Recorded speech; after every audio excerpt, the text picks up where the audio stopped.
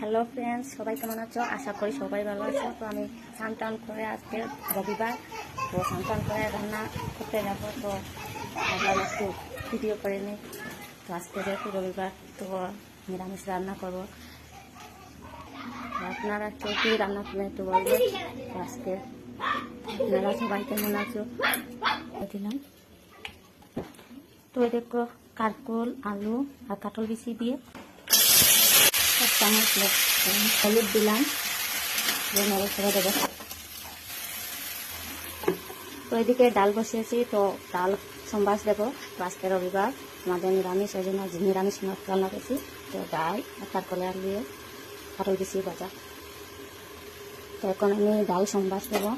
ডাল মোটামুটি হয়ে গেছে, তো ডাল সম্বাস দিয়ে নামি কুকার দিয়ে দিলাম।